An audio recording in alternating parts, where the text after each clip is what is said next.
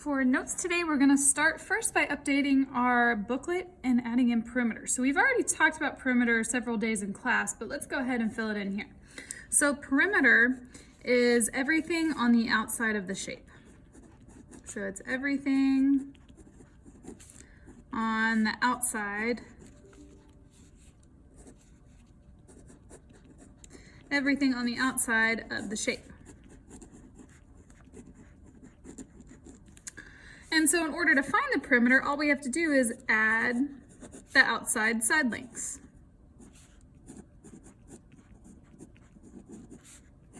So we add the outside lengths together. And so if we were to do a quick example, we can sketch a triangle here.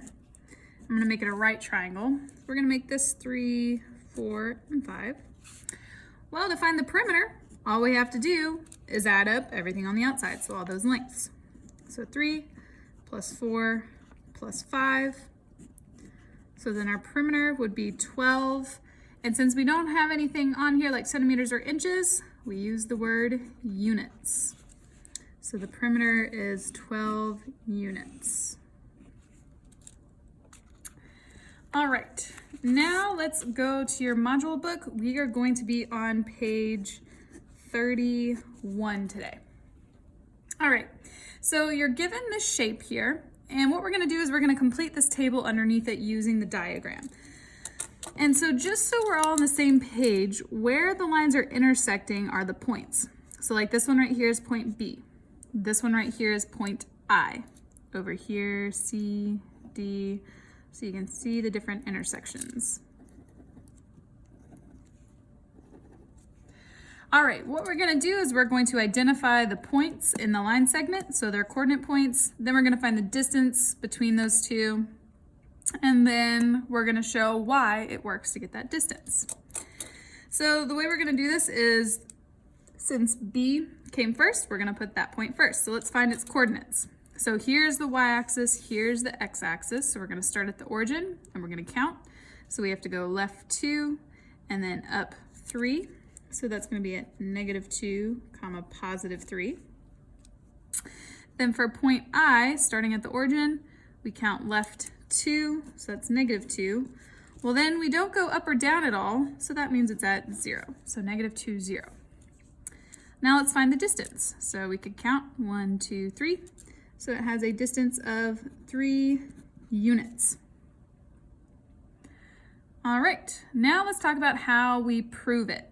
And so we did this in the warm-up today in class, and this is also something we did in January after Christmas break, and we've seen it pop up on several spiral reviews. And we're going to use absolute value to prove it. So first we need to identify, are the x or the y values the same? Well, the x values are the same. So that means we're going to be using the y values to prove it. So we're going to take the absolute value of 3 plus the absolute value of 0. Well, the absolute value of 3 is 3. Absolute value of 0 is 0. And so 3 plus 0, well, once again, that would give us 3 units. So we can see that we did indeed get the correct distance. Let's do it again. So line segment BH, well, we already know the points for B because we just figured that out. So -2, 3. Now for H, we have to go over 2 and then down 1, 2, 3, 4. So it's at -2, -4.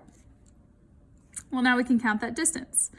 So 1, 2, 3, 4, 5, 6, 7 units.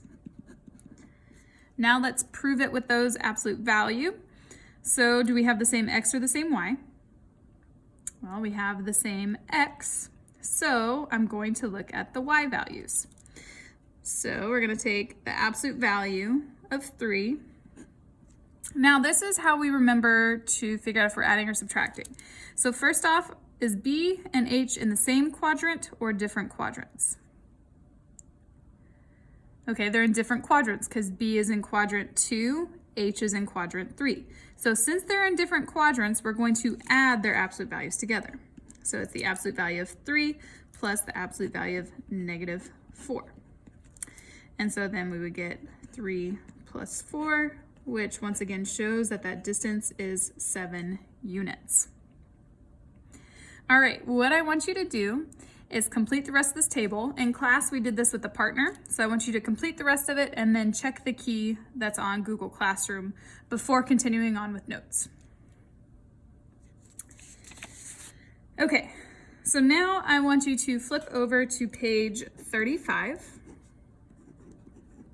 So page 35 in Module 5. We're going to go ahead and complete this example. So we're going to plot and connect the points A, which is 3, 2, B, 3, 7, and then C, which is 8, 2. We're going to name the shape and determine the area of the polygon. So first things first, let's go ahead and graph those points.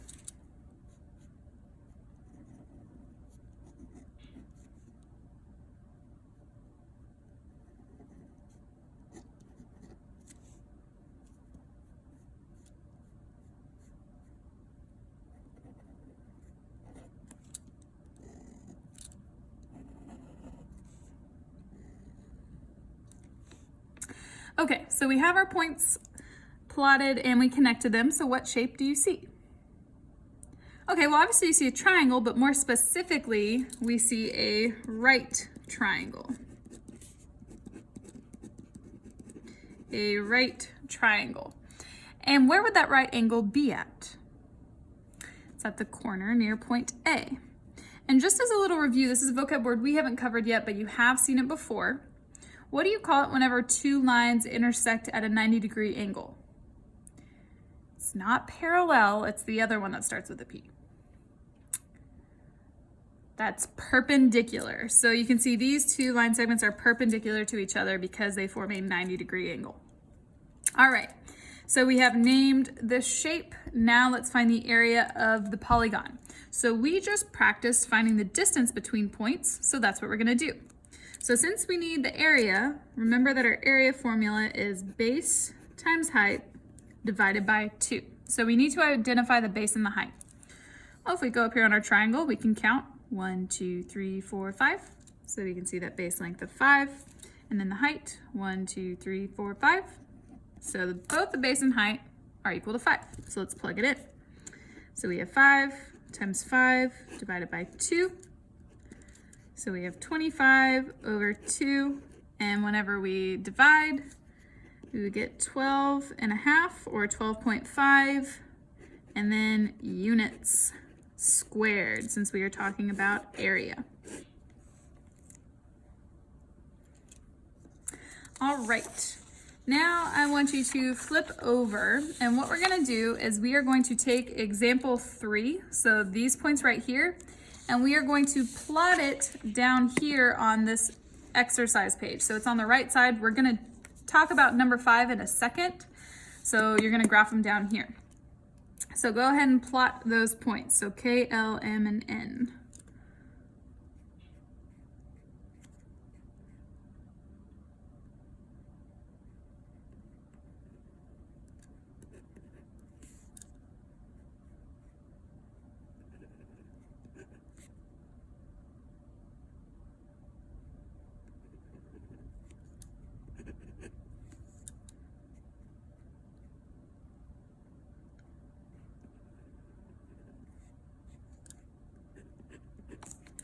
All right, so we can see we have this funky looking shape here.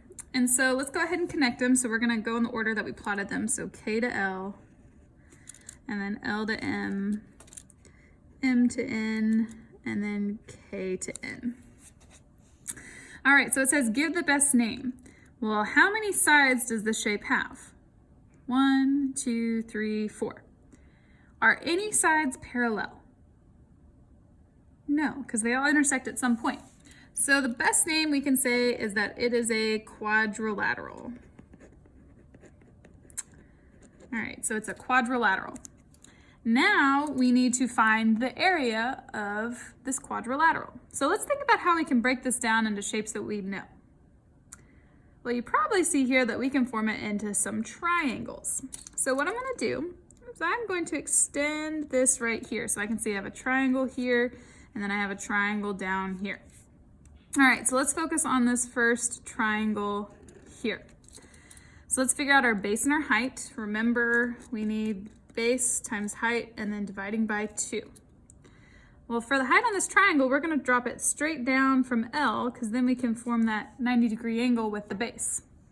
So we can see our height is 1, 2, 3.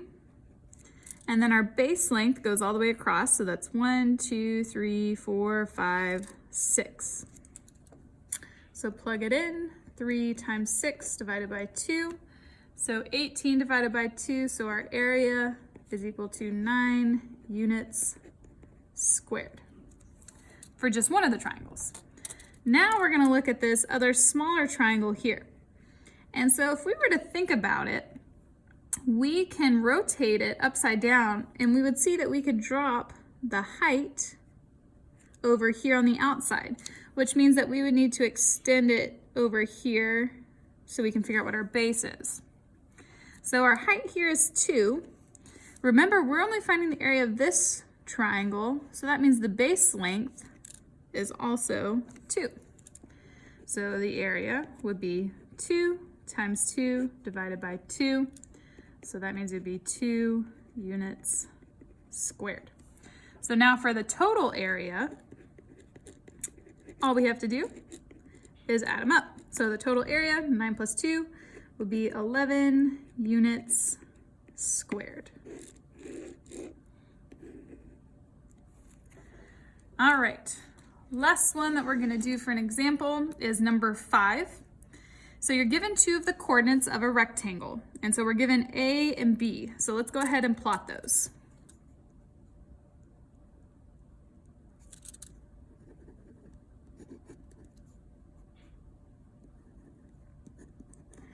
Okay, so we're given A and B here. We know that we're making a rectangle and it has an area of 30 square units, and we're going to give possible locations of the other vertices by identifying their coordinates. So let's first figure out what is the distance between A and B. So let's figure it out here. So 1, 2, 3, 4, 5. So it has a length of 5 units. Well, the area has to be 30. And remember that area is either length times width or base times height for a rectangle. So if we know one length is 5, what number would the other one have to be so we get an area of 30? That means that other one has to be 6, because 6 times 5 is 30. So you can do this one of 2 ways. We could count to the right or we could count to the left. So we're going to do it both. So 1, 2, 3, 4, 5, 6. So I'm going to call this point C. And then 1, 2, 3, 4, 5, 6. I'm going to call this one point D. So you could have one rectangle this direction. Well, we can go the other direction as well. 1, 2, 3, 4, 5, 6. I'm going to call this one C prime because it's a different point than C. And then 1, 2, 3, 4, 5, 6. So here's D prime. And so we can see here would be the other option. So you could go either way. One other thing I want to do on this problem is let's figure out the perimeter of just one of these rectangles. We know this length is 5.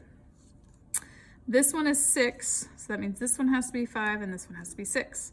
So all we have to do is add it all up. So let's do 5 plus 5 plus 6 plus 6. And so our perimeter on this one would be 22 units. And we already know the area because it gave it to us in the first place, so we can figure it out. All right, what you're gonna do next, and we did this in class as a practice, is you are going to flip over to page 43 in your module book. So you're gonna see these shapes here. So you're gonna determine the area of the following shapes. And so remember, we don't know how to find the area of this shape, but you could break it down and decompose it into shapes you know. So for instance, you could draw lines on here and break it up. So like if I drew lines here and here, I can see I have a rectangle, and then you can continue to break it up into triangles or rectangles or squares, however you want to do it. There's lots of different ways. Same thing on B.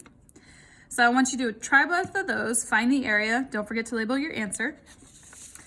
And then you're gonna do the same thing over here, except you're also finding the perimeter of these shapes. And so these look a little bit different because it looks like rectangles that we smushed together. So once you have done both of these, I want you to check with the key on Google Classroom.